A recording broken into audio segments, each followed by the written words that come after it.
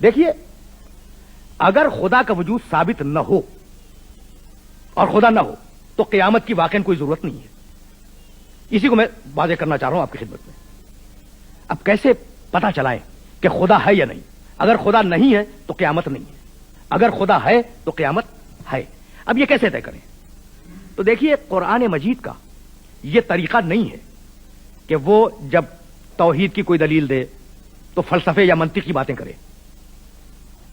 अगर कुरान मजीद अपनी दलीलों में फलसफा या मंतिक इस्तेमाल करता तो वो किताब अरस्तू के काम तो आ सकती थी, अफलातून के काम आ सकती थी, लेकिन वो आम अक्सरियत जिसे फलसफे और मंतिक से कोई रब्त नहीं है, उसके लिए वो किताब बेकार हो जाती। जबकि खुद इस किताब का ऐलान है कि यह किताब किसी एक गिरोह के लिए हिदायत नहीं है, हुदन लिन्नास, पूरी इंसानियत के लिए हिदायत है। तो जब पूरी इंसानियत के लिए हिदायत है तो इसमें दलीलें ऐसी होनी चाहिए जो हर इंसान के जहन में दाखिल हो सके और जिन्हें हर इंसान समझ सके। तो अब एक छोटा सा पैराग्राफ है सूरह नहल में, इब्तिदाई पैराग्राफ, जिसके अंदर परवरदिगार ने अपने वजूद पर दलील इस्टेब्लिश की। इरशाद फरमाया, हुवल्लज़ी अंज़ला मिनस समाए मान लकुम मिनहु शराबुन व मिनहु शजरुन फीहि तुसीमून। अल्लाह वो है जिसने तुम्हारे लिए आसमान से पानी उतारा, बरसाया, उसी से तुम अपनी प्यास बुझाते हो, उसी से तुम्हारे दरख्त सैराब होते हैं। फीहि तुसीमून, और अपने मवेशियों को उन्हीं सब्जादारों में चराते हो जो पानी से परवरिश पाके उगे हैं। युम्बितु लकुम बिहि ज़रअ व ज़ैतूना व नखीला वल आनाबा व मिन कुल्लि समरात इन्न फी ज़ालिका लआयतन लिक़ौमिन यतफ़क्करून। और उसी पानी के जरिए अल्लाह फल पैदा करता है, जैतून पैदा करता है, अंगूर पैदा करता है, सारी दुनिया के फल और सारी दुनिया के फूल पैदा करता है। इसमें निशानी है उन लोगों के लिए जो फिक्र से काम लेते हैं। वसख्खरा, पैराग्राफ चल रहा है, लकुमुल लैला वन नहारा व शम्सा वल कमरा वन नुजूमो मुसख्खरातुन बे अमरिही इन्ना फी ज़ालिका लआयातिन लिक़ौमिन याक़िलून। और अल्लाह ने तुम्हारे लिए मुसख्खर किया रात को, तुम्हारे लिए मुसख्खर किया दिन को, तुम्हारे लिए उसने मुसख्खर किया सूरज को, तुम्हारे लिए उसने मुसख्खर किया चांद को। वन नुजूमो मुसख्खरातुन बे अमरिही, और सारे के सारे सितारे उसके अमर पर मुसख्खर हैं। इसमें निशानियां हैं साहिबाने अक्ल के लिए। वमा ज़रअ लकुम फिल अर्ज़ मुख्तलिफन अलवानुहु इन्न फी ज़ालिका लआयतन लिक़ौमिन यज़क्करून। और देखो, पानी का रंग एक, पानी का मिजाज एक, मिट्टी का रंग एक, लेकिन अब ये हमारी ताकत है कि जब फल निकले और फूल निकले तो एक रंग के न निकले, मुख्तलिफ रंगों के निकले। इन्ना फी ज़ालिका लआयतन लिक़ौमिन यज़क्करून। इसमें निशानी है साहिबाने नसीहत के लिए, साहिबाने तज़क्कुर के लिए, साहिबाने जिक्र के लिए। हुवल्लज़ी सख्खरा लकुमुल बहरा, यानी अजीब व गरीब तरीके से परवरदिगार आलम ने अपने वजूद पर दलीलें कायम की। लिताकुलू मिन्हु लहमन तरिया व तस्तखरिजू मिन्हु हिल्यतन तलबिसूनहा व तरल फुल्का मवाखिर फीह लितब्तगू मिन फज़लिही व लअल्लकुम तशकुरून। और देखो, अल्लाह ही वो है जिसने समंदर को तुम्हारे लिए मुसख्खर किया।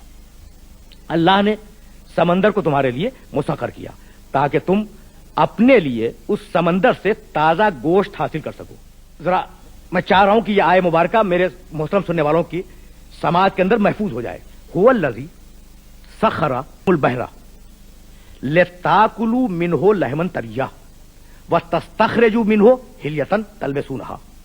हमने तुम्हारे लिए समंदर को मुसख्खर किया ताकि उससे ताजा गोश्त निकालो और निकालने के बाद खाओ, उससे जेवर निकालो और निकालने के बाद उन्हें इस्तेमाल करो।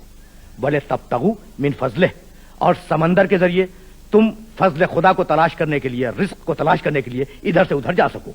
वलअल्लकुम तशकुरून, और हमने इस समंदर को इसलिए मुसख्खर किया कि तुम हमारी बारगाह में हदिया तशक्कुर पेश कर सको। अब इन सारी आयतों में, आयतों का सिलसिला तवील था, मैंने छोड़ दी। इन सारी आयतों में परवरदिगार आलम ने अपने वजूद की तरफ मुतवज्जह किया कि भाई कोई है जो पानी का रंग एक रखता है, मिट्टी का रंग एक रखता है, लेकिन जब फल फूल उगाता है तो मुख्तलिफ रंगों के हैं। कोई है जो पानी को इतनी ताकत अता करता है कि वो तुम्हें भी हयात दे सके, तुम्हारे मवेशियों को भी हयात दे सके, और तुम्हारे पौधों को, तुम्हारी नबातात को भी जिंदगी बख्श सके। कोई है اب یہ کیسے معلوم ہو کہ اس دلیل میں پروردگار عالم نے فرمانا کیا چاہا؟ اس دلیل کا نام ہے دلیل نظم. اسے پوری طرح محسوس فرمائیں تو آگے جانے میں آسانی ہو جائے. بھائی دیکھیے، سنگلاخ چٹانیں ہیں پہاڑوں کی. اگر آپ میدانوں میں نکل جائیں تو پہاڑ ہی پہاڑ آپ کو نظر آئیں گے حد نظر تک. اچھا، ان پہاڑوں کو اگر آپ توجہ سے دیکھیں تو کوئی اونچا ہے، کوئی نیچا ہے، کوئی چھوٹا ہے، کوئی چپٹا ہے، ہر ایک کی ایک الگ شکل ہے. میں اگر آپ سے یہ کہوں کہ جناب یہ پہاڑ فلاں انسان نے بنائے ہیں تو آپ تسلیم نہیں کریں گے. آپ کہیں گے نہیں جناب، یہ ان کی فطری ساخت ہے.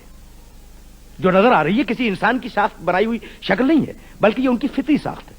لیکن اسی میدان میں جس کے آخری سرے پہ پہاڑ ہیں، چنے ہوئے پتھر اگر رکھے ہوئے ہوں تلے اوپر، اور ان پتھروں کے متعلق میں 1,00,000 قسمیں کھا کے کہوں کہ ان کو ترتیب سے کسی انسان نے نہیں رکھا، تو کیا آپ میری بات تسلیم کریں گے؟ نہیں مانیں گے. بس یہی وہ راز ہے جہاں سے وجود خدا ثابت ہوتا ہے.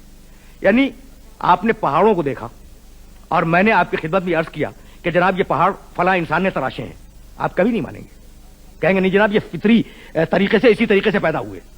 لیکن اگر کسی مقام پر ترتیب سے چنے ہوئے پتھر رکھے ہوں اور ان کا مقصد یہ ہو کہ کوئی مثلا راستہ بتلایا جائے، راستے کی نشاندہی کے لیے ترتیب سے رکھ دیا جائے، تو میں 1,00,000 قسمیں بھی کھاؤں تو آپ تسلیم نہیں کریں گے کہ یہ خود بخود ترتیب سے ہے، بلکہ آپ کہیں گے کہ کسی انسان کا ہاتھ اس میں ہے. اب میں پوچھنا چاہتا ہوں کہ یہ فرق آپ نے کیسے کیا؟ بھئی یہی موضوع گفتگو کا ماحصل ہے. آپ نے فرق کیسے کیا؟ تو فرق آپ نے اس طریقے سے کیا کہ بھائی ان پہاڑوں کی مقصدیت واضح نہیں ہے، لیکن یہ پتھر جو ترتیب سے رکھے ہوئے ہیں لگتا ایسا ہے کہ ان کا کوئی مقصد ہے. تو جب یہ معلوم ہو گیا کہ ان کا کوئی مقصد ہے، کوئی راستہ بتانا مقصود ہے، کوئی اور کام مقصود ہے، تو پتہ یہ چلا کہ کسی باشعور انسان نے انہیں تلے اوپر آگے چن دیا ہے. تو اگر اس کائنات میں آپ کو مقصد نظر آئے، اس کائنات میں ترتیب نظر آئے، اس کائنات کے اندر ریاضی کے دقیق ترین عوامل نظر آئے، انسان کے لیے نظام تنفس ہو، زمین میں نہ اتنی زیادہ کشش ہو کہ پاؤں کھینچ لے، نہ اتنی کم ہو کہ انسان اچھل جائے، زمین نہ اتنی سخت ہو کہ کھیتی باڑی نہ کر سکیں، نہ اتنی نرم ہو کہ اس میں دھس جائیں، تو اس کا مطلب یہ ہے کہ اس کے اندر ایک ترتیب پائی جاتی ہے، ایک نظم پایا جاتا ہے، اور ایک مستقل بذات ارادہ اس کائنات کے پیچھے ہے. وہ ترتیب دینے والا، وہ نظم دینے والا، وہ مستقل بذات ارادہ رکھنے والا سوائے اس خالق کائنات کے اور کوئی نہیں ہے. انسان بے مقصد دنیا میں نہیں آیا. انسان آیا عبادت کے لیے، انسان آیا امتحان دینے کے لیے.